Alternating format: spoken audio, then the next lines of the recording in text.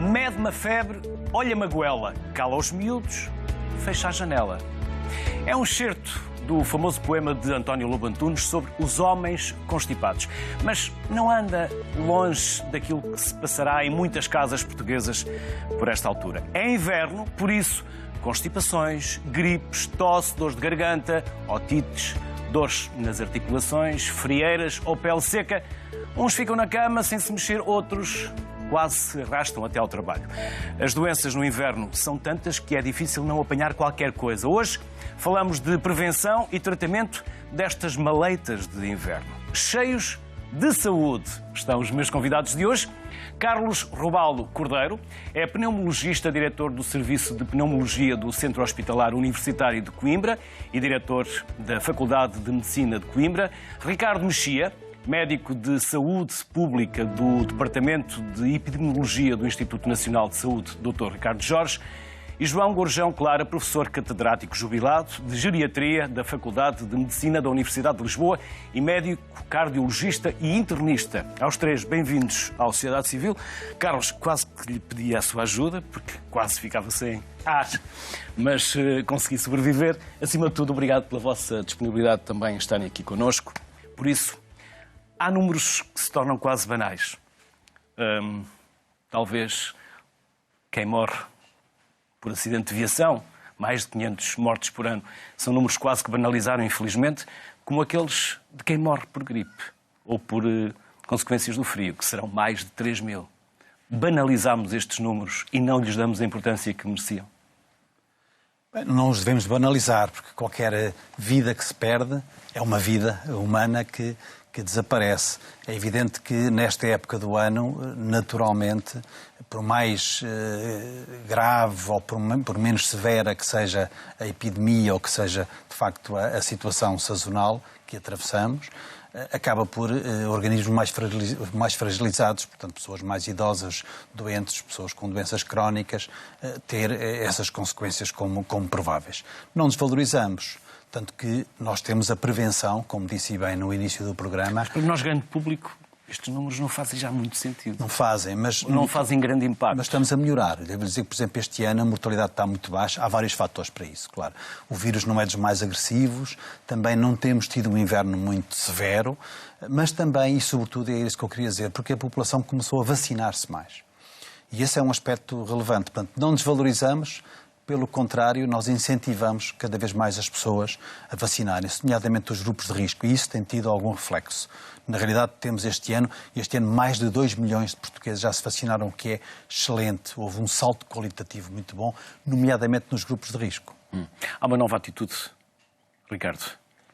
Eu julgo que há... Ou há campanhas ou somos nós que estamos mais conscientes? Eu acho que as pessoas paulatinamente vão aderindo àquilo que são as recomendações e, portanto, nós vamos monitorizando o que se vai passando e, de alguma forma, vamos tentando corrigir o tiro em função, precisamente, dos eventuais problemas que vamos encontrando. E, portanto, eu julgo que há um conjunto de fatores, como já foi dito, uns que, de facto, temos identificados como sendo fruto da nossa intervenção, maior vacinação, mas depois também, por exemplo, o facto desta época a estirpe circulante, ou predominantemente circulante, acabar por ser menos severa, também, de alguma forma, ajuda a que as consequências desta epidemia sazonal, que é inexorável, ou seja, todos os anos temos, de facto, a epidemia sazonal da gripe, faz com que este ano, até ver, pelo menos, aparentemente estamos a descer na incidência, portanto, o número de novos casos está a decrescer, mas parece ser uma época relativamente tranquila, com uma intensidade baixa, moderada, do ponto de vista da incidência, e, portanto, se tudo evoluir como se parece estar a acontecer, provavelmente estamos já perante continuaremos a ter casos, portanto também é importante sinalizar isso, ou seja, não vão deixar de ocorrer agora de repente os casos, vão ter um número mais baixo e que seguramente também é mais fácil para o nosso sistema e para o nosso serviço de saúde poder dar resposta precisamente a essa procura. Julgo que as pessoas também acabam por já ir, de alguma forma, sabendo melhor proteger a sua própria saúde, a vacinação naturalmente que é um desses exemplos, mas também perceber que a gripe é uma doença na sua maioria autolimitada e, portanto, que as pessoas conseguem controlar em sua casa, com hidratação e, eventualmente, com alguma medicação contra a febre, se for o caso, e, portanto, a própria gestão da doença por parte de cada cidadão melhorou e isso também ajuda naturalmente a que a severidade do problema se reduza. João, e os mais velhos? É a faixa etária mais vulnerável, digamos assim, nesta altura do ano? Pois, eu estava a ouvir falar que este vírus é menos grave que os outros, mas para o grupo que eu trato, para o grupo que eu sigo, é sempre grave, muito grave. Porque a gripe, enquanto para os adultos representa uma doença com uma evolução limitada, que tem determinado tipo de quadro e determinado tipo de evolução, para os idosos a gripe é sempre o agravar de muitas comorbilidades que eles têm. A insuficiência cardíaca, a diabetes, as doenças articulares, tudo isso se agrava quando o doente tem gripe. Portanto, a gravidade do vírus para o velho é sempre alta. E por isso é que todas as medidas de prevenção devem ser usadas, de que a gripe, de que a vacinação, que foi aqui citado, é de facto uma das primeiras medidas e aquela que me parece mais importante. Mas depois há outras. Os idosos devem lavar frequentemente as mãos, os idosos devem fugir de quem está constipado, quem está com gripe, e muitas vezes não o faz. Despenaliza o facto de dizer, estou constipado, não faz mal, dá cá um abraço ou dá cá um aperto de mão. Ora, é o contrário, se estás constipado, vai-te embora. Neste momento tu representas um perigo enorme para mim se estás constipado e eu não devo contactar contigo. Os objetos pessoais também, o telemóvel, o telefone, tudo o que as pessoas com constipação ou gripe tocam, o idoso não deve usar para se proteger. E depois há uma medida muito simples e que parece que tem resultados, há vários trabalhos que provam que é eficaz, que é quando saem à rua gargarejarem com água salgada ou quando chegam e porem gotas com água de soro fisiológico, que é água salgada, no nariz. Isso parece que encurta os casos de gripe, mas por outro lado serve de prevenção porque os vírus da gripe e os vírus das doenças respiratórias, que são muitos, não é só o vírus da gripe, não gostam de água salgada, não gostam de água com sal, e isso é uma maneira de prevenir eventualmente algumas das possibilidades de infecção respiratória. Carlos Rebelo Cordeiro, o Ricardo Mexia também, os dois disseram que o vírus este ano é menos perigoso, digamos assim. Porquê? E como se chega a essa conclusão? Porque este tipo que está maioritariamente em circulação é um vírus influenza tipo B, que habitualmente gera uma época sazonal mais tranquila. Ele, aliás, afeta predominantemente até grupos etários mais baixos. Evidentemente que os idosos são as pessoas com maior fragilidade e, eventualmente, portanto, também... Mas também há ali uma faixa a partir dos 14 anos... Sim. Até aos 30, mais ou menos. Sim, é verdade, mas este é ao contrário do que aconteceu nos nossos antípodas, em que a época foi há meio ano, não é? A época sazonal, por exemplo, na Austrália, em que o predomínio foi do vírus A, que, como sabe, traduz sempre um pouco de maior gravidade, e também em muitos países europeus o vírus A está predominante. Em Portugal temos o vírus B como predominante, de facto que o que está claramente relacionado com esta tranquilidade, assim podemos dizer. Claro que o número de urgências aumentaram, mas aumentam sempre nesta época do ano. Há um dado que é fundamental para se perceber a menor gravidade. Há muito menos doentes nas unidades de cuidados intensivos com gripe. Isso é, de facto, absolutamente indesmentível. Nós temos épocas em que chegamos a ter 200 doentes por aí em unidades de cuidados intensivos ao longo do período da gripe. Nós hoje temos cerca de 20 doentes internados em unidades de cuidados intensivos. Portanto, isto é paradigmático.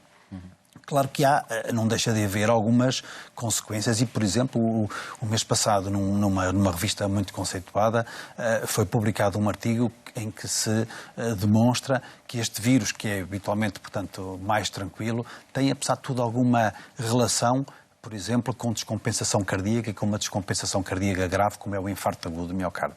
Portanto, apesar de tudo, os idosos, os doentes com doença cardíaca, devem ter, obviamente, como todos, aliás, esses cuidados, e o professor João Claro apontou também muito bem, falou na hidratação pelas vias nasais, mas eu reforçava dizendo que a hidratação, em geral, é fundamental. Outro dos avisos, digamos, da prevenção mais importante que as pessoas podem fazer nesta altura, nomeadamente os mais idosos, é fazer uma boa hidratação, precisamente para evitar estas consequências mais graves. Ou mesmo quando estão constipados ou gripados. Mesmo quando estão constipados. Claro, são coisas diferentes, a constipação e a gripe. Mas há uma perda de líquidos. Sim, isso haverá sempre uma perda de líquidos, mas é muito importante a hidratação. Além de outros cuidados que podemos ir falando ao longo deste programa, com certeza. Ricardo Mexia, e depois é por essas estirpes, pelo semestre anterior, como se chega à vacina? Pois é, eu acho que essa questão é muito importante. Nós, no Instituto Ricardo Jorge, temos a coordenação do Programa Nacional de Vigilância da Gripe e que visa precisamente acompanhar o que se vai passando ao longo da época de gripe. E, portanto, temos uma das componentes, é a componente de vigilância virológica, em que um número de amostras de doentes é analisada precisamente para identificar qual é a estirpe. E isso é extremamente importante porque, por um lado, permite-nos aferir melhor daquilo que é a severidade da doença e permite também, de alguma forma, selecionar aquilo que nós vamos fazer em relação às épocas subsequentes. É extremamente importante, por exemplo, para escolhermos que estirpes é que vão ser incluídas na vacina. Portanto, até à época anterior, a vacina que era distribuída em Portugal era uma vacina trivalente, portanto, tinha 13 estirpes. Esta é a primeira época em que temos, de facto, 4 estirpes. E, portanto, esta, digamos, moda de circulação, ou seja... Chama-se tetravalente, não é? Exatamente, que tem as quatro estirpes. E, portanto, esta nova vacina tem as tais 4 estirpes que foram desenhadas em função daquilo que circulou em Portugal e na Europa na época anterior, mas também, como já foi dito, aquilo que circulou no inverno mais próximo do nosso, que é aquilo que se verificou imediatamente antes no hemisfério sul.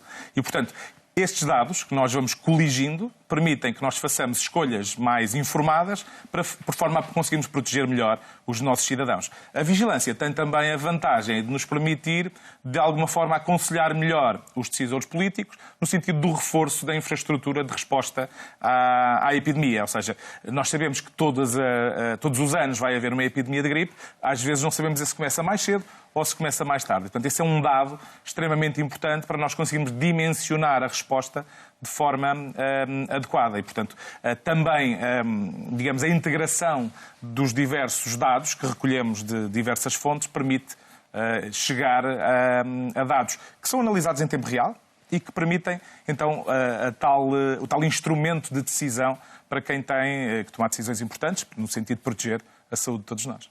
O João Clara, e depois todos devem tomar a vacina contra a gripe, em especial alguma faixa etária? Eu acho que na minha faixa etária, que é aquela que eu vejo, que são os idosos, todos devem fazer. Quer dizer que nem todos fazem. A partir dos 50, 60... Sim, e até porque a vacina depois, a partir da cidade, é gratuita e as pessoas nem sequer têm o argumento que têm que a pagar, porque não é verdade. Mas todos eles devem fazer, só que nem todos querem fazer. Há muitos idosos que não querem fazer a gripe, ou que tiveram uma experiência desagradável com a vacina anterior, ou por razões culturais não a querem fazer. Mas a todos eu recomendo que a façam. E a esmagadora maioria faz a vacina, de facto. E quem não faz, fica sujeito a? Fica sujeito a ter a gripe e fica sujeito a que muitas das doenças que os levam a procurar o médico se agravem exatamente durante o período da gripe, porque, como disse, a gripe para os velhos não é só a gripe. É todas as complicações que ela provoca nas outras doenças crónicas que eles têm e que se descompensam muito facilmente com a desidratação que foi falada, com a febre quando ela surge, com a medicação que se toma para combater os sintomas da gripe, que muitas vezes descompensam e agravam as doenças que já pré-existem e, portanto, de facto, a gripe para o idoso é muito complicada. Não é a mesma coisa que num adulto, em que o adulto fica na cama durante uns tempos a tomar uns remédios e, passado uns tempos, está recomposto e vai mais ou menos debilitado para o trabalho, mas 4 ou 5 dias depois está recuperado. No idoso não é assim. É muito mais grave a repercussão que tem na saúde do idoso. Alexandra Bento é bastonária da Ordem dos Nutricionistas, junta-se via Skype para nos falar da alimentação nesta altura do frio. Olá, Alexandra. Boa tarde, bem-vinda. Olá, boa tarde. Muito obrigada. Julgo que temos ainda 10 minutos para conversar, portanto, espero não a estar a atrasar nos seus compromissos, certo? Muito bem. Tenho estado atentamente a ouvir o programa à distância. Acaba por ser uma maneira interessante de conseguirmos estar presentes num programa. E exatamente. Para lhe desejar um excelente ano, Luís, e a todos que nos estão em casa a ouvir. Muito obrigado, Alexandra. Obrigado pela atenção e pela simpatia. Alimentação, nesta altura do ano. Há necessidade de fazermos uma alimentação diferente, mais cuidada? Eu diria que é importante nós termos, de uma forma transversal, em todos os meses do ano, uma alimentação que seja equilibrada por forma a que possamos ter um sistema imunitário que seja perfeitamente robusto. Nesta altura há uma preocupação maior em fortalecermos o nosso sistema imunitário para, de alguma maneira, estarmos mais aptos a estas adversidades desta altura do ano. Para quem nos ouve, é importante que perceba que a hidratação acaba por ser um dos pontos importantes que já foi tocado aqui no programa. Há muitas maneiras de nós nos podermos hidratar convenientemente. Aqueles grupos de risco, em particular as crianças e os idosos, muitas das vezes não têm grande gosto pelo consumo, pelo beber água, que é simplesmente a forma mais eficiente de nós nos hidratarmos. Mas para quem não tem esta preferência, nós podemos utilizar bebidas que são mais quentes, como é o caso das infusões. Uma infusão de camomila, de tília, de cidreira ou uma outra erva com sabores muito diferentes é uma forma interessantíssima de nos podermos hidratar. Em simultâneo, eu diria que a sopa será a melhor forma de nós, por um lado, nos estarmos a hidratar, por outro lado, estarmos a ter um conjunto de alimentos interessantíssimos que têm um valor nutricional que é imenso. Uma sopa tem um conjunto de hortaliças, de legumes, também de leguminosas, que de alguma das formas é a maneira de nós estarmos a colocar num prato um conjunto imenso de vitaminas e de minerais, com um sabor que é agradável, que vai de encontro àquilo que é a nossa tradição, o gosto e a preferência de cada um de nós, um sabor que é apelativo aliado a uma temperatura que também é agradável. E, portanto, eu diria que provavelmente a sopa deverá ser aquele alimento, ou o conjunto de alimentos, como quisermos dizer, o prato, que será a chave de sucesso para esta altura do ano. Alexandra, mas estamos a perder o hábito de comer sopa. Infelizmente. Dos mais novos aos mais velhos. Sem dúvida nenhuma, mas como em tudo na vida, é preciso nós termos a capacidade de reabilitar aquilo que de melhor temos. É uma identidade quase cultural a nossa sopa e, portanto, para quem não gosta dela, pensar que há múltiplas formas de a consumir. Mais passada, menos passada, mais quente, menos quente, com uma maior diversidade de legumes e de hortícolas, ou utilizando menos. Hoje ela pode ser mais amarela, o que quer dizer que porventura está carregada de alimentos que têm beta-caroteno, que é uma provitamina A, que já agora é tão importante nesta altura do ano, que nos ajuda a reforçar o nosso sistema imunitário. Ou por outro lado eu vou utilizar couves ou outro tipo de hortaliça mais verde, que acabam por ser riquíssimos nomeadamente em ferro, que também acaba por ter um papel importantíssimo na defesa do nosso organismo. Colocar algumas leguminosas que também são importantes em termos da defesa do nosso organismo. E, portanto, quando eu ouço algumas pessoas dizerem que não gostam da sopa porque não gostarão, porventura, ou da textura ou do sabor, será muito simples nós alterarmos a textura, porque ela pode ser muito passada ou pouco passada, e termos sabores muito diferentes, porque temos um conjunto muito diversificado de hortaliças e legumes que lhe vão emprestar um sabor diferente. Agora, uma nota que também penso que é muito importante, que a sopa não seja um transportador de sal, porque nós sabemos que a sopa é um dos pratos que nós, no nosso dia-a-dia, utilizamos, que acaba por ser um veículo para consumo de sal, e isso não é de todo o que devemos fazer, até porque somos um dos países com grande consumo de sal. A nota da sopa, muito importante, por de facto estar carregada de vitaminas e de minerais, importantíssimos para a nossa defesa, mas que não seja, e a hidratação, porque leva água, que se junta à sopa, mas a água dos próprios alimentos, mas que não seja um transportador do sal, que tem tantos malefícios para a nossa saúde. Alexandra, e uma sopa quentinha de inverno aquece-nos por dentro. Sem dúvida. Mas também devo-lhe dizer que precisamos de outros alimentos que não são quentes e que são riquíssimos em termos de vitaminas e de minerais e que são importantes nesta altura do ano. Que outros nutrientes são esses?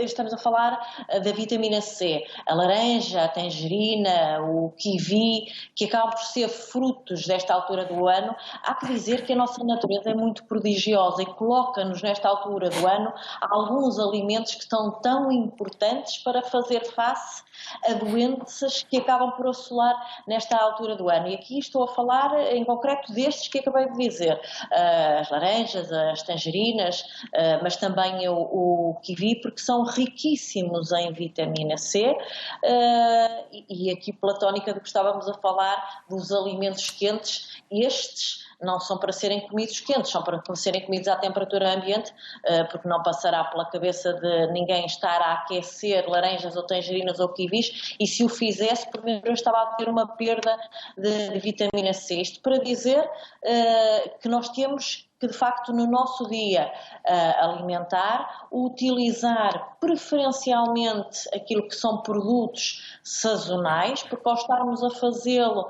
porventura podemos não ter grandes conhecimentos em termos de alimentação, mas certamente por este facto que estava a acabar de dizer, de a nossa natureza na altura certa nos dar aquilo que é certo para a nossa saúde e, portanto, aproveitar os alimentos da altura própria do ano, com uma grande riqueza de frutas e de hortícolas. Diria que esta é a base importante para fazermos face àquilo que são estas doenças, mas não pôr de todo de parte os fornecedores proteicos, porque estes também nos trazem alguns nutrientes que são igualmente importantes, que eu teria dificuldade em ir buscar aos alimentos de origem vegetal. Lembro, por exemplo, o pescado, que é uma fonte interessantíssima de ácidos gordos ômega 3, que são importantes também para a defesa do nosso organismo, mas lembro também uma quantidade modesta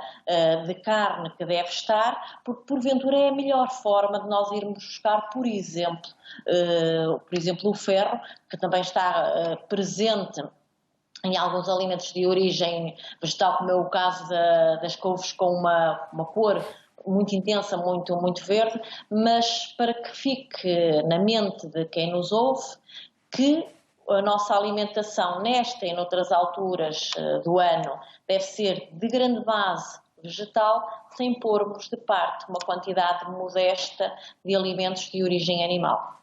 Alexandra, e necessitamos de mais energias no inverno? Porventura, alimentos mais calóricos?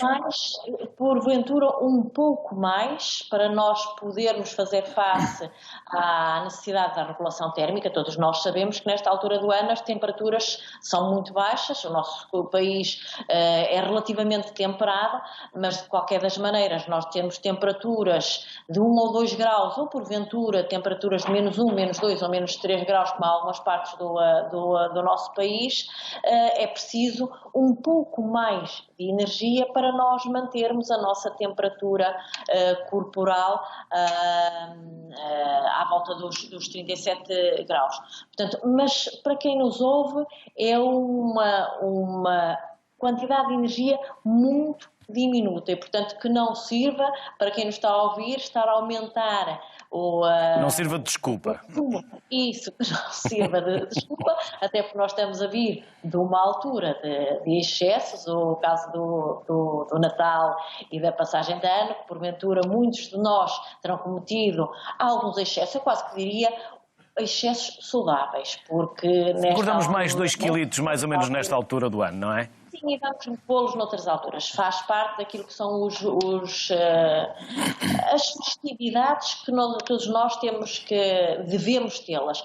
Mas para que não sirva de desculpa, o facto de Luís estar a dizer, e bem, que é necessário um pouco mais de energia para nós fazermos a termorregulação, para mantermos a temperatura do nosso organismo de uma forma ideal, mas que não sirva de desculpa para nós irmos por diante e ir aumentando os consumos alimentares. Alexandra, obrigado pela simpatia e por este regresso à sociedade civil, embora à distância.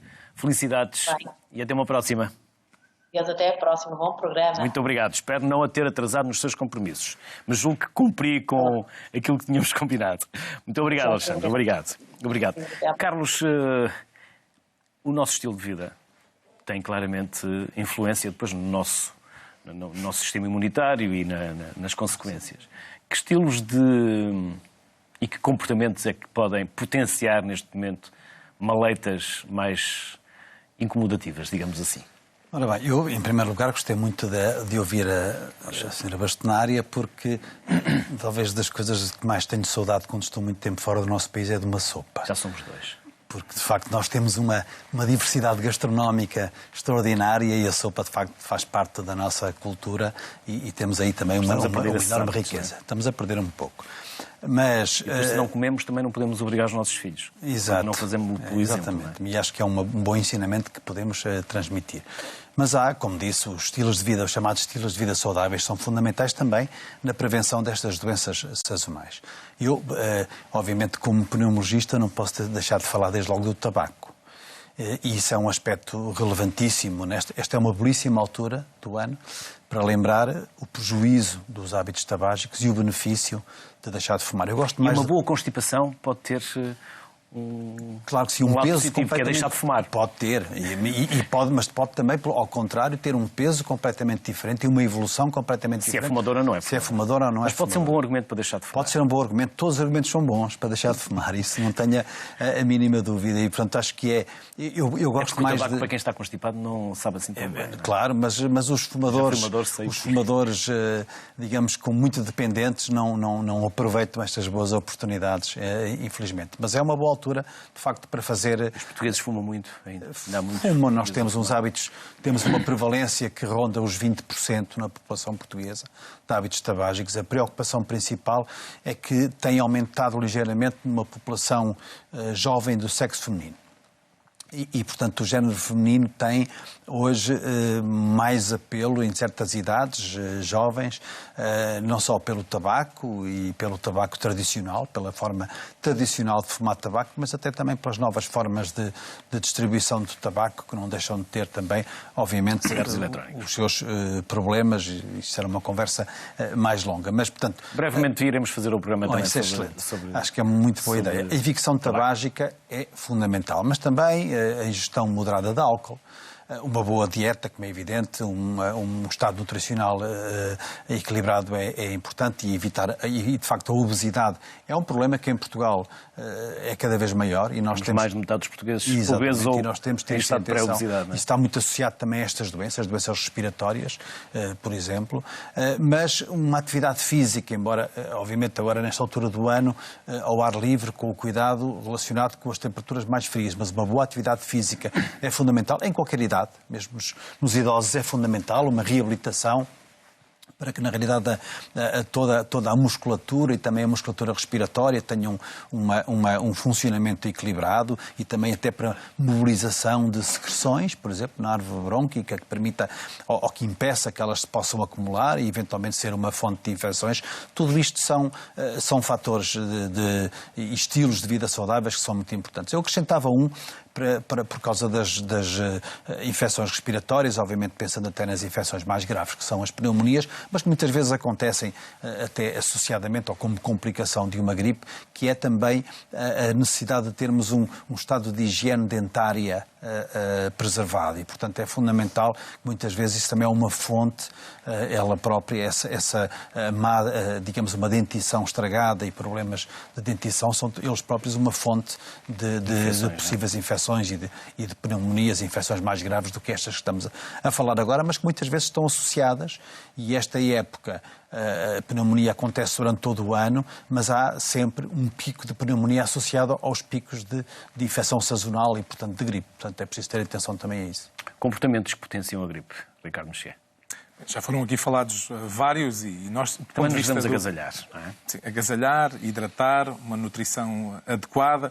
Também a estratégia do afastamento social é extremamente importante, e que nós, infelizmente, até nem temos um enquadramento, digamos, normativo e laboral que seja muito propício a isso. Ou seja, as pessoas quase que se veem obrigadas a ir trabalhar estando doentes, e isso também aumenta o potencial de transmissão da doença. E, portanto... Então, permita-me, se estamos com gripe, será que devemos tentar convencer a nossa entidade e o nosso patrão, a nossa entidade patronal, que o melhor é não irmos? O ideal que iremos espalhar o vírus, é de facto, e depois de um momento para o outro já não é só não ir trabalhar, não é? É verdade que essa é uma das possibilidades. Há outras possibilidades, por exemplo, para quem possa funcionar em teletrabalho, nesse período, se calhar é uma solução fácil e que não compromete de alguma maneira a capacidade da pessoa continuar a desempenhar as suas funções. Enfim, há as questões também conexas até com a sobrelotação, por exemplo, dos espaços, há as questões das comorbilidades, mas já foi aqui dito, ou seja, não é só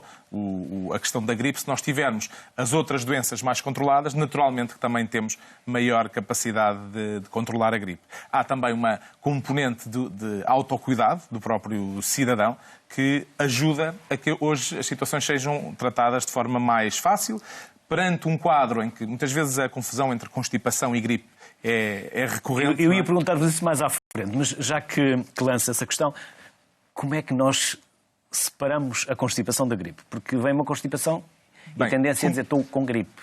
E uma coisa não é outra. Não é? Começando pelo fim, uma das sugestões que nós costumamos dar às pessoas é que, perante a dúvida, se devem aconselhar com um profissional de saúde. E os cidadãos portugueses têm à sua disposição o serviço do SNS 24, com o qual podem telefonar e ter um profissional de saúde que os aconselha ou, de facto, a recorrer a cuidados de saúde se justificar, ou então de que forma é que pode controlar a sua doença. É suficiente se eu perguntar ao meu farmacêutico? Bem, ele terá conhecimentos suficientes para me dizer se eu estou com constipação ou com gripe? A diferença entre as duas... Que é logo a primeira tentação que temos a ir à farmácia. Os farmacêuticos são profissionais que estão junto também dos cidadãos. Temos uma rede de farmácias extremamente vasta no país e que também prestam, obviamente, um serviço social e que, do ponto de vista da saúde pública, é extremamente importante. E, portanto, há obviamente, toda esta rede de profissionais, que inclui os farmacêuticos, os centros de saúde, os hospitais, a linha SNS 24, enfim, toda a comunidade contribui, de facto, de forma ativa, ou deve contribuir de forma ativa, para nós controlarmos este problema. Diria até, fazendo aqui só uma à parte, os próprios cidadãos podem ajudar a fazer a vigilância da gripe. Nós temos, por exemplo, sistemas de vigilância participativa, que é o caso do GripeNet, por exemplo, em que qualquer cidadão pode, online, relatar se tem sintomas. Com base nesses sintomas, nós, no Instituto Ricardo Jorge, fazemos digamos, se encaixa na definição de gripe ou não é gripe, e isso permite-nos calcular a incidência comunitária da gripe. O GripeNet é uma plataforma, não é? O GripeNet é uma plataforma que está disponível para qualquer cidadão. Como é que eu posso ter acesso a essa plataforma? O endereço é www.gripenet.pt e é muito fácil participar. Ou seja, as pessoas inscrevem-se. Na primeira vez que se inscrevem, preenchem um questionário demográfico um pouco mais detalhado sobre a sua idade, a constituição do seu agregado, o contexto em que trabalham, enfim, um conjunto de perguntas. E depois, uma vez por semana, recebem uma newsletter que tem informação sobre saúde e em que lhes é pedido que caracterizem que sintomas é que tiveram na semana que agora passou. Se não tiverem sintomas, é um clique e, portanto, em 5 segundos têm o seu contributo para a plataforma feito. Se tiverem sintomas, é-lhes pedido que os descrevam um pouco em maior detalhe para nós conseguirmos, então, aplicar a tal definição de caso. Portanto, com base nestes dados, nós vamos, então, calcular aquilo que é a incidência comunitária. Como sabemos, a doença acaba por ser, em larga margem, autolimitada e, portanto, nem toda a gente recorre a cuidados de saúde. Em relação à questão concreta da diferença entre as duas, tendencialmente a constipação é um quadro limitado à árvore respiratória superior, ou seja, mantém aquelas queixas do nariz a correr, eventualmente os espirros, pingo no nariz, dizer, não é? Mas não estão associados normalmente os chamados sintomas sistémicos, ou seja, mal-estar, a dor generalizada, a febre, e, portanto, tendencialmente esta é, digamos, a fronteira entre aquilo que é uma comum constipação. Como é que eu sei se aquela constipação não vai levar a uma gripe? Se eu ainda não tenho... Os sintomas no início... a tentação é matar logo o problema, tentar matar o problema logo à nascença. Uma das diferenças também entre a constipação e a gripe é que normalmente a gripe tem um início abrupto, ou seja, os sintomas começam-se todos a manifestar de uma forma mais ou menos global, de uma forma súbita, e a constipação acaba por haver uma evolução mais lenta desse quadro. Se eu começar a sentir febre e dores no corpo, provavelmente vem aí uma gripe. Poderá ser uma gripe.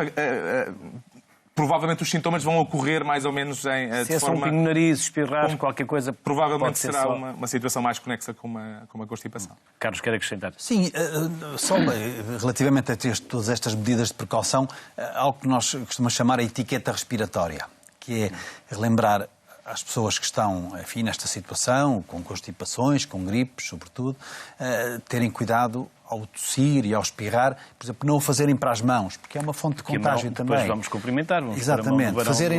Usarem o antebraço para esses atos de tossir ou de espirrar e usarem, sobretudo, lenços de papel descartáveis que imediatamente se deitam aqueles fora. lenços de pano não são muito aconselháveis. Não é aconselhável, nem o ato de tossir ou de espirrar, porque esse é muito... As pessoas mais velhas ainda usam muitos lenços de pano, não usam, João Clara? Sim, são hábitos antigos, práticas. As pessoas mais velhas usam lenços de pano. Porque se habituaram, porque é uma questão cultural, como outras coisas. Mas eu tenho estado a ouvir os meus colegas e estavam a lembrar de uma coisa que eu gostaria de acrescentar em relação à estimulação da imunidade. Foi dito e muito bem que é preciso fazer uma dieta rica em vitaminas, foi dito e muito bem que é preciso fazer exercício, foi dito e muito bem que é preciso tratar de hidratação. Creio que falhou em uma coisa, é preciso aconselhar as pessoas a que durmam muitas horas, as horas suficientes. O sistema imunitário ressente-se quando nós dormimos pouco. E nós fragilizamos-nos quando no inverno fazemos noites muito curtas por várias razões e não nos damos ao cuidado de ter um sono reparador. E o sono é fundamental para que o sistema imunitário funcione. Como? Os mais velhos dormem menos. Mas isso dormem fisiologicamente menos, mas eles têm que dormir. O problema é que se eles não dormem 6, 8 horas, comprometem a tal capacidade imunitária que nós temos de nos defender dos vírus. Que os vírus são mais de 200, os que nos dão as doenças respiratórias, embora os da gripe não sejam tantos, mas aqueles que nos dão o pingo no nariz, estes são muitos e variados. A outra coisa que eu estava a ouvir e que achei muito curioso é, de facto, a referência à sopa. Todos nós nos habituámos em crianças a comer sopa e ninguém às vezes comia mais outra coisa sem primeiro comer a sopa. Desabituámos os nossos filhos e não os ensinámos a comerem sopa. Mas em miúdos era assim, se não comes a sopa, não comes o resto. E muitos de nós fomos educados nesta máxima. E começava-se pela sopa. E começava-se pela sopa. E foi dito e bem que a sopa não deve ser um veículo portador de grandes quantidades de sal. Mas isso não quer dizer que a sopa tenha que ser insonsa, se me permite. Isto é, a sopa tem que ter sal, porque o sal faz-nos muita falta. E neste período em que se sua, é preciso ter sal. E muitas infecções respiratórias, e o Romualdo Cordeiro saberá também muito bem, são acompanhadas de baixo de sódio na altura. Uma das complicações das infecções respiratórias é poder surgir hiponatremia, que é baixa de sódio no sangue. Portanto, retirar o sal é asneira. Reduzir é que está certo. Foram as coisas que me ocorreram à medida que ouvi os meus colegas falar sobre... Interrompi o raciocínio ao Carlos. Carlos, interrompi quando estava a falar dos lenços de papel. Não, era isso que queria dizer, era essa necessidade de termos cuidado também, além dos cuidados todos que foram ditos e muito bem, de termos essa atenção em não propagar, porque é assim que se propaga esta infecção, é pelas gotas... Não borrifar quando exatamente, pelas gotas que vão na tosse, no espirro, ou em contacto com superfícies como a mão. A mão é muito o veículo também de transmissão muitas vezes. E, portanto... E lavar as mãos com alguma frequência. Lavar as mãos com alguma frequência também por causa disso. Usar máscara se necessário também, porque há bocado também quando se falava de facto na entidade patronal e no facto de podermos de ser excluídos do trabalho durante um período, é verdade. Também o uso da máscara pode facilitar um pouco essa necessidade, digamos, de evitar a propagação para o outro da infecção para os nossos colegas, não é? Sobretudo nos hospitais. Sim. Nós nos hospitais temos, e este é um aspecto importante, há bocado falou-se muito de vacinação. E obviamente, e bem, não é? Há 10 anos, precisamente, inauguramos na Sociedade Portuguesa de Pneumologia um método de monitorização que vale o que vale, mas que tem feito sempre muito sentido, de colaboração entre a Sociedade Portuguesa de Pneumologia e a Associação Portuguesa de Medicina Geral e Familiar, o chamado vacinómetro, que é, em todas as épocas sazonais, com 3 ou 4 determinações, ou melhor, inquéritos, a população de 4 principais grupos de risco, portanto, das pessoas com mais de 65 anos, dos doentes crónicos, dos trabalhadores na área da saúde, em que íamos monitorizando ao longo dos anos, já lá vão 10 anos desde que isto começou, a percentagem de vacinação. Em primeiro lugar, é fantástico perceber-se que o aumento tem sido muito significativo. Aquilo que não é tão bom dizer é que, de facto, os profissionais de saúde não estão claramente na linha da frente desta prevenção. Casa de Ferreiros, Espeto de Pau. Em Casa de Ferreiros, Espeto de Pau. Enquanto que os doentes crónicos, enquanto que as pessoas com mais de 65 anos claramente já interiorizaram esta necessidade, muitas vezes os profissionais de saúde não. E na prática, esta é uma questão para os três. Se tenho o meu sistema imunitário debilitado, talvez não seja o ideal ir para uma urgência de um hospital. Pois, essa é a eterna questão, não é? Os hospitais não são sítios saudáveis, não é? São sítios onde as pessoas que precisam de tratamento recorrem. E eu julgo que há um problema que, do ponto de vista da resposta, as pessoas acabam por recorrer ao hospital como sendo o local de acesso mais fácil, quer a exames complementares, quer depois a terapêutica também. Quando, se calhar, uma proporção muito grande dos casos podiam até ser resolvidos noutros locais de prestação de cuidados, como é o caso dos médicos de família, sem, obviamente, ignorar que ainda temos uma proporção muito grande também de cidadãos que não têm médico de família, mas estas situações menos severas poderiam eventualmente ser... Não têm, mas não deixam de ter essa assistência se... Não têm o seu médico de família, mas podem recorrer na mesma aos cuidados de saúde primários. E, portanto, acho que há de facto um recurso, se calhar, demasiado fácil às urgências, que não está apenas circunscrito àquilo que são as urgências ou emergências, que é aquilo para o qual, naturalmente, estes serviços estão vocacionados. E que depois acaba por desviar um pouco o foco e isso compromete, naturalmente, a assistência a pessoas que, eventualmente, tenham situações mais severas e mais graves. Isso também. Quer dizer, e nos hospitais, se são locais de saúde, mas são locais onde existe também pouca saúde, nesta época do ano, por maioria de razão, de facto, são locais com alguma perigosidade para quem pode ser perfeitamente, como foi dito e muito bem, poderia ser tratado a montante desta fase final, que são as urgências hospitalares, e, portanto, julgo que os cuidados de saúde primários serão sempre fundamentais, aos mais diversos níveis, aqui também, no apoio a esta época. João Gurjão, claro. Eu concordo com tudo, estava-me a lembrar da máscara. Talvez que a máscara é um costume que não está generalizado na nossa cultura. Eu peço desculpa de citar o meu mestre, o professor, falo nele muitas vezes, Pádua. Como sabem, tem 92 anos. E o ano passado, este ano, ainda não o vi assim. Quando entrava no Instituto, eu vou encontro todas as quartas-feiras no Instituto, encontrava com uma máscara. E eu estupidamente perguntei-lhe, está doente? Usa máscara? Não, é para não ficar doente. Com saúde. Eu não uso a máscara para não ficar doente. E de facto achei graça, porque ele dava um exemplo, como ele passou a andar em transportes públicos, ele anda nos transportes públicos com máscara. E penso que todos nós nos devíamos habituar a este conceito de que, para nos protegermos do vírus, da gripe e das constipações, dos outros vírus, devíamos usar todos máscara. Isso deve ser parte dos nossos hábitos. Da mesma maneira que pomos chapéu na cabeça para não arrefecer e pomos lupas para não perder calor pelas mãos, devíamos habituar-nos. Os asiáticos têm essa prática, não só por questões de poluição, não é? Não é só. E, portanto, habituarmos todos a trazer a máscara no bolso e nos sítios onde há alto contágio e risco de contágio, usarmos todos máscara. Um deles era nas urgências dos hospitais. Claro, eu, de facto, tenho imenso medo hoje quando digo a um doente que tem um problema qualquer agudo, vá à urgência do hospital, porque me lembro de que aquilo é um antro de possibilidades de infecção respiratória. E infecções respiratórias, como digo, no caso dos idosos, como já foi dito aqui, são extremamente graves. Leonor Girão é dermatologista na Clínica de Dermatologia do Arieiro. Vai ajudar-nos a cuidar da pele no inverno. Está connosco via Skype. Olá, Leonor. Viva, boa tarde. Boa tarde, bem-vindo à Sociedade Civil. Leonor, para a nossa pele, o frio, o que lhe faz? Enrijece ou nem por isso? Bom, é importante nós lembrarmos que a pele, além de ser o órgão principal do corpo humano, é aquilo que faz barreira e fronteira em relação ao frio e ao meio exterior. Portanto, quando estamos no inverno e quando existe mais vento e existe mais frio, a pele também tem que ter algumas armas para se proteger. E é por isso que no inverno, muitas vezes, as pessoas acabam por se queixar da pele a descamar, de sentir a pele mais seca, mais descamativa, de terem comichão e, tal como os colegas também há pouco referiram, de também estar mais reativa quando as pessoas têm gripes e quando estão constipadas. Nomeadamente a nível da face, por exemplo, quando as pessoas estão com gripe e muitas vezes têm o nariz a pingar, é muito frequente as pessoas aparecerem com descamação a nível da boca e a nível do supralábio, em estar vermelho, aquilo que nós chamamos que é uma dermite perioral, precisamente porque aquele microclima ali à volta do nariz acaba por estar alterado e a nossa pele tem mais dificuldade em se proteger em relação a esse ambiente que agora está modificado por causa da gripe. Este é um dos aspectos. Há maior tendência para aparecerem os herpes? Os herpes são muito inconstantes, porque os herpes podem aparecer sempre que há diferenças de imunidade e, naturalmente, se as pessoas têm essa imunidade debilitada por estarem constipadas ou com uma gripe ou com uma pneumonia, naturalmente isso é um terreno fértil para os herpes aparecerem.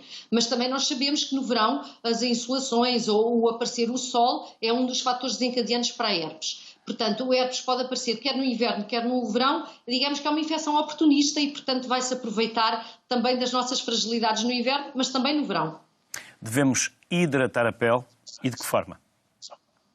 Devemos hidratar e ajudá-la a proteger em relação ao meio exterior. Como eu estava a referir em relação ao frio, é muito importante que as pessoas reforcem a hidratação, sobretudo as pessoas com mais idade, porque a pele já tendencialmente é mais seca e com os aquecedores em casa o ar está mais seco, portanto com menos umidade e portanto vai haver uma maior sensibilidade da pele, ao estar mais seca é mais fácil de escamar e abrir gretas, fissuras, portanto pequenos orifícios que favorecem a entrada dos micro-organismos. Portanto, o hidrata-se como? Por um lado, como nós fazemos em relação a todo o organismo, bebendo mais água e se hidratar no interior e, por outro lado, temos que reforçar esta função barreira da pele aplicando externamente um hidratante, aquilo que as pessoas chamam aqueles hidratantes corporais, os leites corporais. O que é que eles têm? Têm vários tipos de lípidos, ou seja, de gorduras, que vão fazer como uma película protetora que se aplica na superfície da pele e que, no fundo, ajuda a reter a água. Não é propriamente o hidratante que dá água à pele, o que o hidratante faz é selar a água dentro da pele. Por isso é muito importante que as pessoas no inverno se habituem a aplicar os tais leites corporais, sobretudo nos braços e nas pernas, a seguir ao banho. Portanto, tratar a pele não é uma coisa feminina. Não de todo. Os homens odeiam aplicar cremes, mas é muito importante, quer no sexo masculino, quer no sexo feminino, aplicar os hidratantes. Vai torná-la naturalmente mais resistente. Lembrem-se que é como se fosse a porta do nosso castelo ou as paredes do nosso castelo. A pele é realmente uma barreira em relação ao meio exterior e, portanto, nós temos que ajudar a reforçá-la. Também penso que há pouco também falaram de várias coisas provocadas pelo frio. Outra das coisas muito frequentes no inverno, sobretudo no norte do país, são as frieiras, não é? Portanto, as frieiras são aquelas feridas que aparecem nas extremidades, normalmente nos dedos, podem aparecer nas orelhas ou mesmo na ponta do nariz, ou seja, áreas que estão mais sujeitas à inclemência do tempo, portanto ao frio, e que são menos irrigadas de alguma forma, porque têm vasos mais fininhos e que vão reagir ao frio contraindo-se e fazendo com que a oxigenação dessas extremidades se faça de uma forma deficiente, ou seja, é mais difícil o oxigênio chegar às extremidades e é por isso que vai haver uma inflamação essa que pode levar ao aparecimento de feridas, as tais frieiras, as tais feridinhas que aparecem nos dedos, que são não só muito incomodativas, como dói, não é? Dói, é desagradável, pode incapacitar em termos de trabalho em algumas das funções e que na prática são muito facilmente evitáveis se as pessoas se habituarem a friccionar as mãos, a utilizarem luvas no meio exterior. Isto é muito importante para os adolescentes, que são muito influenciáveis pelas modas e não gostam de usar luvas e às vezes usam gomas, mas não usam outros tipos de proteção, e isso vai fazer realmente com que a pele esteja mais desprotegida e vai se refletir naturalmente ficando menos saudável. Que outros cuidados devemos ter? Devemos consultar um dermatologista? Devem consultar o dermatologista. Se surgir algum sinal que nos deixe mais alerta? Claro. Portanto, se houver dores ou se houver descamação ou se, sobretudo, por exemplo, há pouco estava a falar só da parte da hidratação da pele, mas é importante lembrar que há algumas doenças de pele que têm uma tendência a agravar no inverno, nomeadamente os eczemas, que são aquelas irritações da pele em que a pele fica muito seca e que dá muita comichão, portanto muito prurido, e que podem generalizar nessa altura. Eu diria que alguns dos eczemas é um pouco como a asma da pele e que piora no inverno, portanto tem que se utilizar quer os hidratantes, quer medicação para diminuir essa reatividade da pele e diminuir os eczemas, mas também a psoríase, que tendencialmente costuma piorar no inverno, sabemos disso. O sol tem alguns efeitos bons em algumas patologias, porque ajuda a controlar algum tipo de inflamação. Neste caso, no inverno, a ausência do sol vai fazer que algumas patologias que são intrínsecas da pessoa, como é o caso da psoríase, aquela doença em que aparecem umas manchas vermelhas e desquamativas, sobretudo cotovelos e joelhos, mas também noutras zonas do corpo, as psoríases têm tendência a piorar no inverno e é muito importante recorrer ao dermatologista logo no início, porque com a medicação conseguimos trazê-las para um patamar em que é facilmente controlável. Há pessoas que no inverno quase tomam banho com água a escaldar. É verdade, sobretudo as senhoras que gostam muito de água muito quente. É um bocado. E que consequências é que podem daí advir para a pele? Precisamente torna a pele mais reativa, mais seca, ainda vai ficar mais seca do que o que é habitual e, portanto, isso vai fazer com que seja mais frágil em relação às intempéries. Portanto, deve-se moderar a temperatura. Por outro lado, tem que se lembrar que o calor da própria água do banho vai fazer com que os vasos dilatam e pode fazer, ao dilatarem, pode fazer com que a inflamação aumente em algumas doenças, nomeadamente na rosácea, que é uma patologia da face, em que os vasos estão mais à superfície e inflamam com mais facilidade e que, por vezes, essa inflamação é de tal forma importante que pode ficar com borbulhas, as vulgares borbulhas, em termos da região das bochechas, na região malar, e, portanto, utilizar a água demasiado quente vai ser mais um fator que vai agredir a nossa pele. Portanto, temos de diminuir um bocadinho essa temperatura da água do banho, nem que seja antes de acabar o banho, passar por uma água um bocadinho mais temperada, digamos assim, para a seguir enxugar e então pôr o seu hidratante.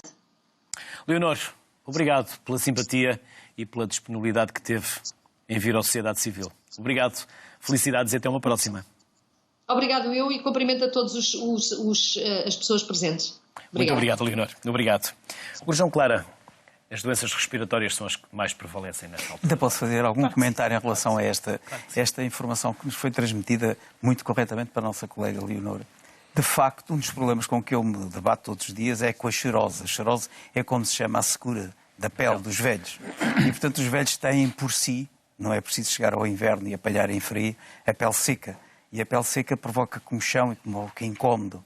E, de facto, uma das razões porque os velhos também têm a pele seca, não é só o processo fisiológico de envelhecimento, é porque usam sabonetes errados. A esmagadora maioria dos sabonetes com que se lavam os velhos e com que nos lavamos todos são alcalinos. E a nossa pele é ácida. Deve ter um pH neutro? Exatamente, ou um pH ácido. E se tiverem um pH correto, provavelmente terão muito menos queixas de xerose, além da necessidade de usar os cremes que a doutora Leonor referiu. Portanto, isso é a realidade com que eu lido todos os dias e não é só na altura do inverno, que é uma pele seca, que é preciso prevenir e tratar com sabonetes adequados e com cremes. Mas o mais simples é mudar de sabonete. E sabão? Sabão não. Sabe que... Mas os mais velhos ainda usam também sabão. Mas eu tenho alguns doentes que, como têm a pele seca, têm comichão, passaram a usar sabão azul e branco, que é o exemplo, talvez, máximo de sabão alcalino. É quase como lixa, não é? É quase como lixa. Portanto, em vez de melhorar, agravam extraordinariamente a situação. O sabão azul e branco limpa quase tudo. E isso, de facto, a primeira recomendação é essa: mude de sabonete. Use um sabonete que tenha um pH ácido, o tal que permite que a pele se adapte à lavagem, não reagindo contra um pH que é alcalino e que é agressivo. E depois usando os cremes, como foi dito.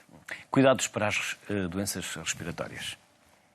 Bem, a primeira coisa, de facto, que é perceber se a doença é uma doença viral ou se já se complicou de uma doença bacteriana. Essa é a minha primeira preocupação quando me telefona um doente a dizer: eu estou com um pingo no nariz e com tosse. É tosse seca? Sim, é tosse seca. Então, olha, a única coisa que vai fazer são medicamentos que controlam os sintomas que o incomodam. Pingos no nariz... Qual é a diferença entre a tosse seca e a tosse... A produtida é que tem expectoração, não é? E depois a expectoração também pode ser incolor, transparente. Essa não está infectada, ou de repente torna-se espessa, amarela ou verde. E aí então está infectada. E é a altura própria de intervir com uma medicação que não seja apenas sintomática, tratando a infecção bacteriana que está a decorrer com antibiótico. E é esse momento difícil muitas vezes de definir, porque, como sabe, e isso é todos os dias se fala nisso, os médicos prescrevem excessivamente os antibióticos a doentes que não precisam deles. Exatamente numa fase viral, o antibiótico não serve para nada. Muitas vezes até serve ao contrário, porque vai selecionar uma bactéria que vinha infectar a pessoa e que era uma bactéria das banais, selecionando para uma bactéria que é agressiva, porque ele, tomando o antibiótico, eliminou as convencionais e permitiu que se selecionasse uma extremamente agressiva. Portanto, esse momento é que é preciso tomarem atenção quando é que se decide iniciar o antibiótico. E que muitas vezes tem que ser feito, naturalmente, e nos velhos isso tem que ser tomado na altura própria, mas nunca precocemente, porque senão, além de ser inútil, além de ser caro, ainda pode ser altamente prejudicial, dando origem a uma superinfecção, com uma bactéria que depois eu tenho dificuldade em controlar, porque não sei qual é o antibiótico que de recorrer. Não é? Ricardo, e não há só festivais ou concertos no verão, também há de inverno. Bem, as grandes concentrações de pessoas têm riscos próprios e que importa não ignorar. Já falámos aqui, no caso concreto, das grandes concentrações de pessoas. De facto, quanto mais densidade houver, maior propensão há para haver transmissão de doenças. Mas depois as grandes concentrações têm todo um outro conjunto de problemas associados. Acabam por ser, tendencialmente, eventos em que as pessoas acabam por adotar comportamentos que são diferentes do que fazem habitualmente. Estou a falar, por exemplo, dos consumos, quer de bebidas alcoólicas, até de outras substâncias. Estamos a falar de comportamentos até do ponto de vista sexual, em que as pessoas acabam por estar mais soltas durante um evento, mas a grande maioria das queixas que ocorrem em eventos de massas, em festivais ou outras grandes concentrações de pessoas, tem principalmente a ver com o pequeno trauma. O que é que quer dizer? O arranhão, a pequena queda em que as pessoas magoaram um joelho ou um cotovelo. Portanto, isso é a esmagadora maioria das ocorrências, são ocorrências muito ligeiras e que acabam por avolumar alguma procura de cuidados de saúde nestes eventos. Mas aquilo que é verdade no nosso contexto dia-a-dia também é verdade nas grandes concentrações de pessoas. Ou seja, quando nós temos 50, 60, 100 mil pessoas reunidas num espaço, o que acontece numa cidade de 50, 60 ou 100 mil pessoas também acontece. E, portanto, acaba por ser acaba por haver ali o potenciar de um conjunto de problemas.